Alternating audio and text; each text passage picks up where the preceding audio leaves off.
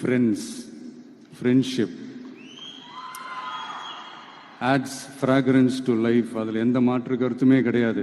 ஒரு கட்டத்துக்கு அப்புறம் பேரண்ட்ஸுக்கு அடுத்தபடியாக, இன்னும் சொல்லப்போனால் பேரண்ட்ஸை விட அதிகமாக நண்பர்களோட டைம் ஸ்பெண்ட் பண்ணக்கூடிய அந்த ஒரு சூழ்நிலை ஏற்படும்.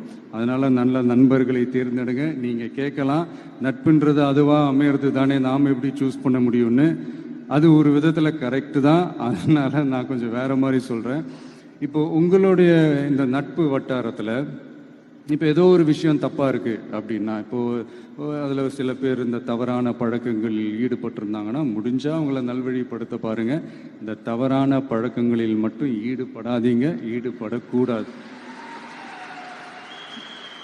நான் முன்னாடியே சொன்ன மாதிரி தான், உங்களோட அடையாளத்தை எக்காரணத்தை கொண்டும் இழந்துடாதீங்க. Don't lose your identity at any cost.